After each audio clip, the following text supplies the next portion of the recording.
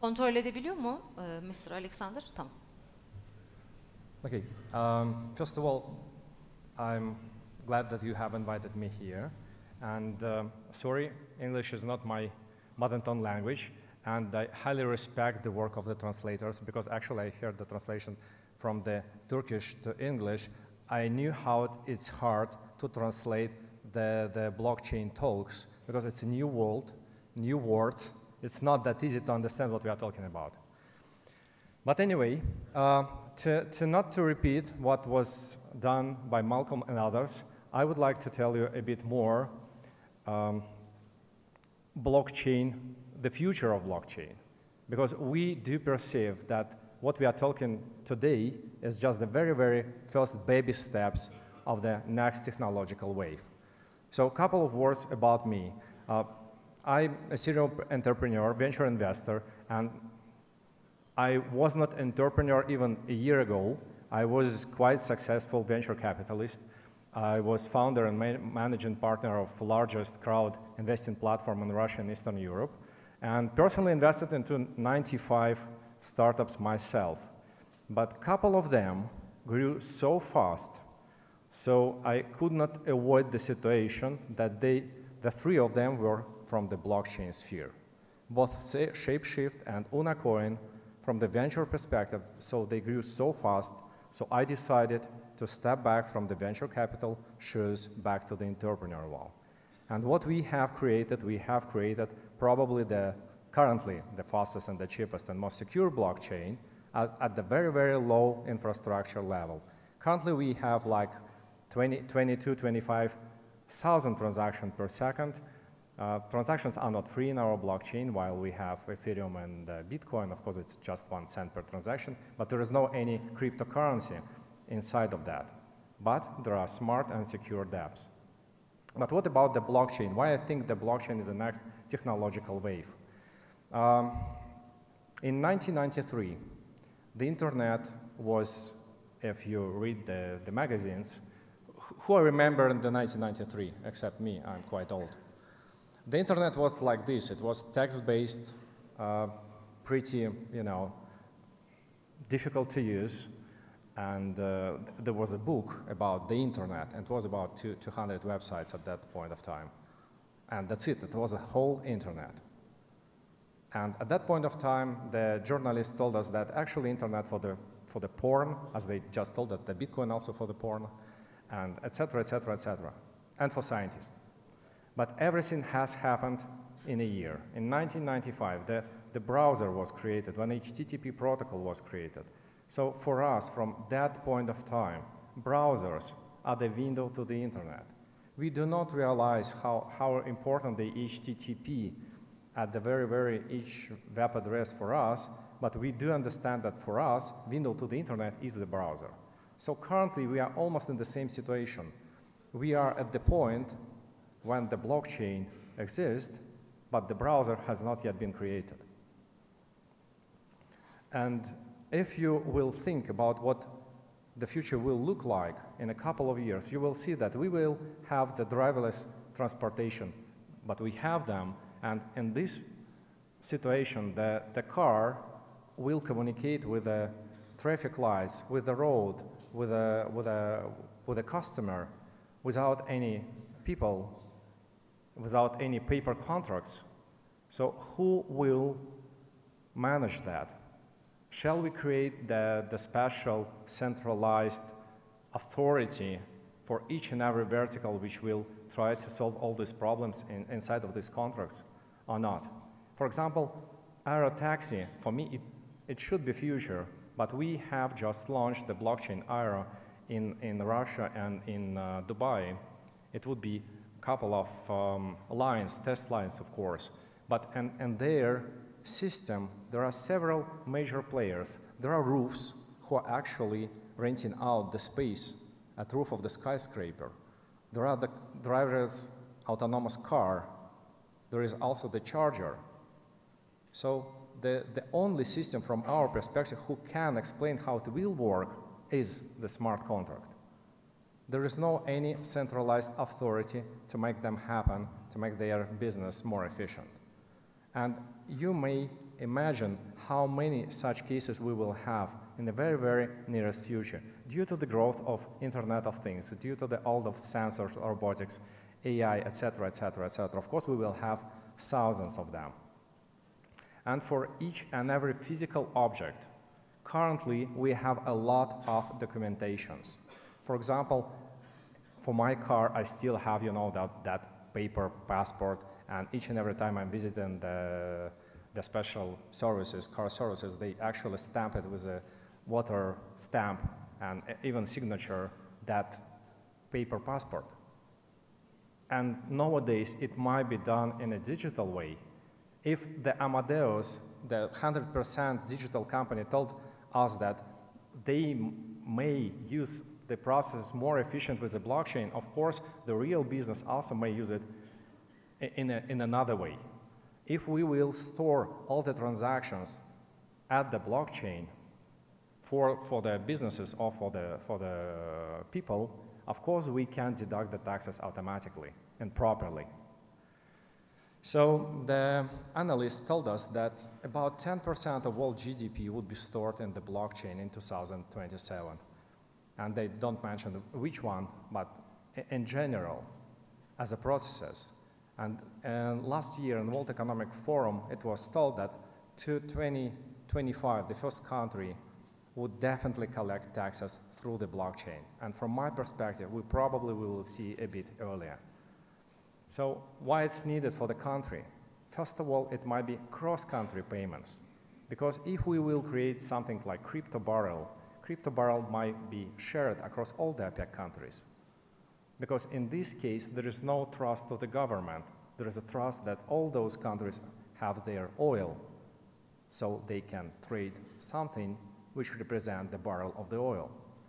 So they may mutually emit those tokens or cryptocurrency, but anyway, it's a way to move the economy across the borders. And of course, from the governmental perspective, it's a way to monitor and control each and every transaction at a very, very low level. So what the token inside of this system is, from my perspective, token is very, very simple thing to understand. So for example, I'm staying here at this hotel, so I have somewhere the room key, and the room key is a token. It's definitely not smart, it can open up the door, but if it may be smart, probably it would store the smart contract, but it would be the time of my actually check-in, and it probably may store the time when I should check out, and probably even inform me in a couple of hours before that I have to check out or to prolong my stay. And if you will think for a moment about the credit cards also the token, because they don't store your cash. They store the key which open up the database where it's stored, of course centralized way. But anyway, almost everything around us might be represented in a digital way, and some of them might be represented as tokens. So a lot of verticals would be highly transformed with this digital form of creating the digital history of things, like car, which will have the digital history, like airplane, which has a lot of small parts, a lot of vendors who are providing the service to the aircraft. And currently we have a lot of paper contracts, a lot of paper documentation, which we might eliminate from the world quite almost instantly in several years. From my perspective, the blockchain is actually its four major parts. First of all, of course, it's a shared ledger where we should store the information about each and every transaction just to be able to verify the transaction has happened. But of course, we have to be very, very conscious about the privacy. From our perspective, the privacy is a key to the future blockchains. So if I'd like to share the access to my medical records to the doctor, I should be able to provide the key to a particular doctor and be sure that no one else be able to get to my personal information. And the smart contracts, currently they at that first and second generation of the blockchains, they are not that smart because they are actually operating with the information inside of the blockchain, but we have almost all our information outside of the blockchain. So from our perspective, the decentralized apps would be smart when they would be able to operate with the data from the real world. If the smart contract would be able to check my bank account and deduct the price, the charge for the room, it would be smart. And of course, we should be able to validate it across the consensus, across the blockchain in a very, very decentralized way. Because trust in blockchain means the public blockchain, means the decentralization. So from ID, digital ID, which might be our passport, because currently when we actually enter into the country, it also takes like 8 seconds to verify your validity of your ID. But if you use blockchain, it would be instant.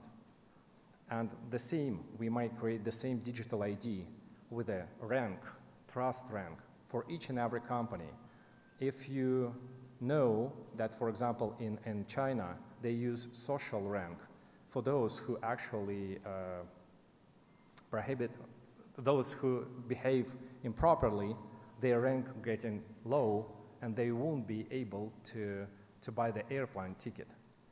What does it mean for us? It means that all of us will have some kind of social rating, trust rating, and we are able to decide upfront to be able to communicate with the person or not. There is a huge question about ethical aspect of these new technologies, but we are definitely moving to this side. Because, for example, in business-to-business world, to know that your counterpart is good is crucial for the economy. So, as it was told, the first generation of the blockchains was pretty slow due to the cryptocurrency nature. And except of being slow, they're also pretty expensive. Due to the fact that each and every transaction you have to pay the portion of the cryptocurrency, due to the high, even currently, due to the price per block Bitcoin and Ethereum, the transaction price in Bitcoin and Ethereum blockchain is enormously high.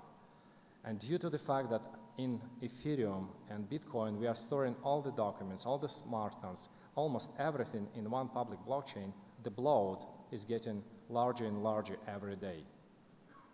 And there is no security from our point of view. It's not enough security. For example, in Ethereum, you probably saw those articles when the smart contract was hacked.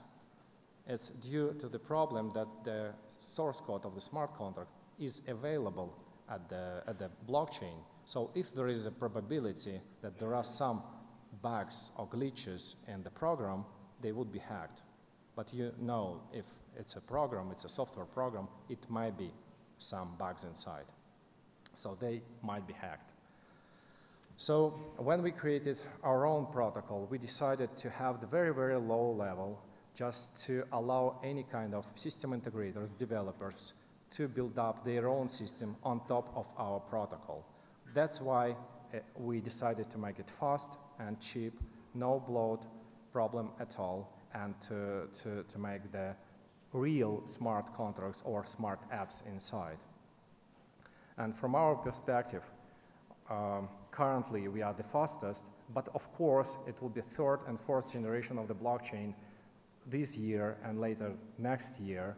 And we do not perceive them as competitors, we perceive them as mostly as friends, because if we will have the whole world of the 7 billion people and just 4 or 5 good blockchains, which means there is no competition at all. So currently we have like 750 accounts, wallets, if you will say it in old manner, and it represents like 2% of the whole crypto market. But we are actually moving ourselves directly to the business-to-business area for the real business implementation. And what we have done, we actually started working with the Alpha Bank to interbank settlements, payments inside of Russia, and also with one of the largest cargo companies in Russia to tokenize their cargo space. of course, on the private version of our blockchain. And for the Malaysian government, we have launched the Smart Money project, and I will tell you a bit later what is smart money for the social payments. And in Russia, we are storing the governmental stats on the blockchain just to be sure that no one would edit or delete any portion of the statistical data.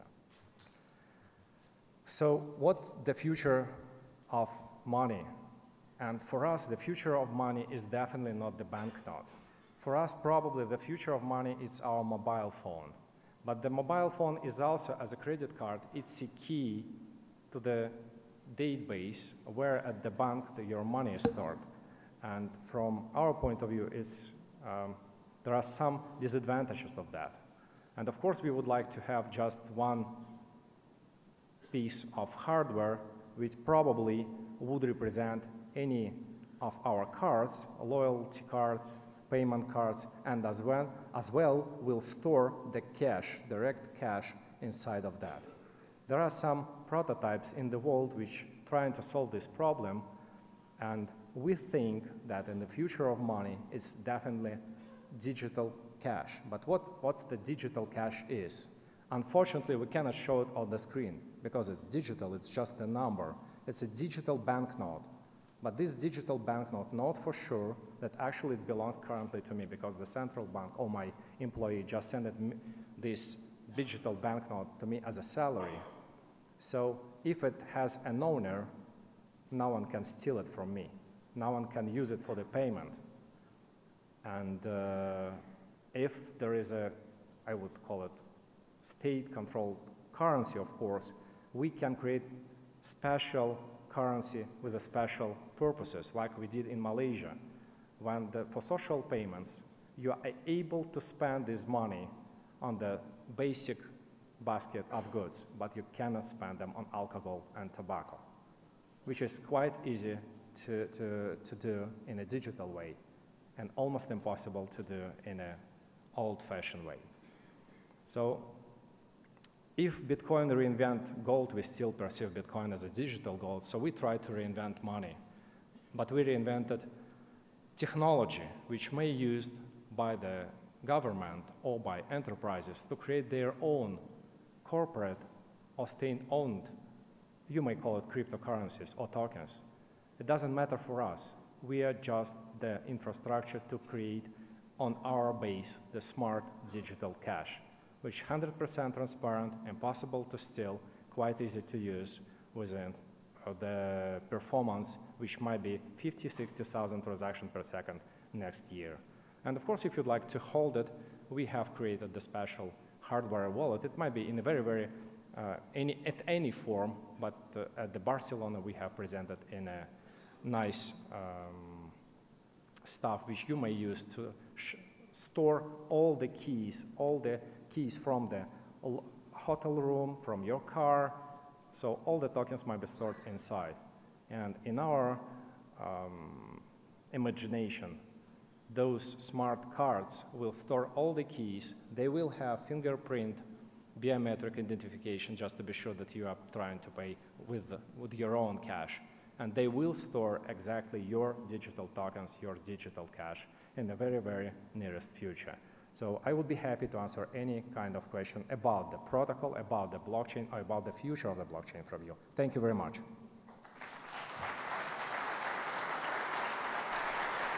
Alexander, we have some questions. One of the questions is very funny. You are free to answer this question. Is Putin supporting your blockchain? We are a member of Russian Association of Cryptocurrency and Blockchain, and we are very active members. And I had a presentation in Senate and Duma also about what the blockchain is, because as you may understand, the general public don't have a clue. For them, blockchain means Bitcoin. And if you ask them, do you know what the blockchain is, you may get an answer, yes, of course I have one. I bought one last year when it was cheap. But so the official position of Russia is quite straightforward. They do not want to allow anyone to create cryptocurrency in Russia except the central bank-controlled state-owned cryptocurrency. But as for blockchain, they do understand that the blockchain is just a technology, and they 100% for that. And of course, Mr. Putin does not support us as a company, but it does support the digital transformation of the country. And we are seeing a lot of initiatives which help us to move forward, like those blockchain IRO first line, which allows to operate on the blockchain in Russia, even without law, which actually make it illegal, I would say. Thank you. Alexander is so humble that he's not, you know, making his words upright anyway. But at the end of the day, I know that you are doing very great in government side. Many of the governments are supporting your network, as far as I know. And one more question is coming from anonymous user to Mr. Borodich. Would reducing the TX fee, transaction fee, not make the blockchain vulnerable to spam attacks? And the second question, maybe we can combine these two questions. How did you reduce that transaction fee to $0.01, 1 cent? The first question is it possible to reduce the transaction fee from 0.01 to 0, as I may assume? Actually, if we have decentralized blockchain, it means that someone running a node to verify each and every transaction for us. So we have to pay this person or organization for verifying the transaction itself. And the easiest way to pay is to get the commission and to share the commission among the node owners. We have selected 0.01, 1 cent per transaction, which actually in 2017 or 2018 means we 10 times cheaper, we 1,000 times faster and 10 times cheaper than anyone else across the public blockchains. Is it possible to decrease it later on? Of course, it will be smart contract where the delegates, the nodes, will decide to what extent we may decrease the commission. But it would be in a very, very democratic way. We as a company cannot decide and define this commission. We have pointed out the first commission for them. Another question, how Universal I.O. solved blockchain bloat problem exactly? What is the key difference from others? Thank you very much. It's a very, very important question. We have two parts. We have the chain which stores only hashes from the transactions. So we stores about 134 bytes per transaction at all. And if you need to store more information, you might store it at a different part of like a crypto cloud across the network, but it wouldn't be stored at the main blockchain. So main blockchain will store only teeny piece of information which may be used to verify your own transaction. For example, if I actually lend $100 from you, we both have the copy of our smart contracts and we both sign it. The hash of this operation would be stored on the blockchain, but both smart contracts, because they are private, won't be stored there. From this perspective, there is no any bloat problem in our case. One more question is coming for Malaysian solution. If it's not confidential, could you please talk about Malaysian solution? I think you have been controlling the usage of alcohol and tobacco by using universal blockchain. There is a mobile app which I think you're quite familiar with, pay pass, pay wave technologies. So trying to pay with those social money, you are trying to use your mobile wallet, and it won't allow you to spend because we know for sure from the POS terminal what the trade code for alcohol and tobacco is. So you simply, both seller and buyer cannot, seller cannot sell these products via this method because the mobile phone won't allow you to use this type of digital cash for this transaction. Thank you. Maybe one last question, because at the end of the day we have a limitation for the questions. We have many questions. The last question is, what is the technology behind universal smart contracts? You said Ethereum EMV can be hacked easily. Is your solution gives us secure and unbreakable smart contracts? We are working with white hackers who are trying to hack our smart contracts, of course, quite regularly.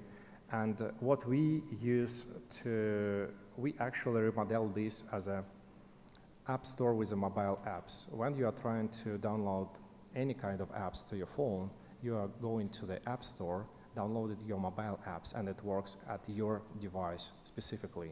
So in our case, if you'd like to have the special smart contract or set of smart contract or special smart app, you would go to the store of the templates of such smart contracts. Then you would download it to the special application, which will allows you to run. It's a client for the universe, allows you to run in a very secure environment your smart contract. And it won't be done almost in every programming languages. We are currently using Java and JavaScript because they are quite widespread. But you may use any language to create your own smart contracts. And of course, we will check, as well as the App Store and Apple does, we will check the security of your smart contract before it will be published into this App Store. And of course, you may not use this smart app store to distribute your apps. But if you'd like to get our vision on the security and to be able to check your smart contract, we may do it for you, for free, of course. Is it mineable process blockchain? It's one of the most common questions to the universe. Of course, we don't have mining. We don't have any cryptocurrency below the protocol. And that actually the reason why it's so fast.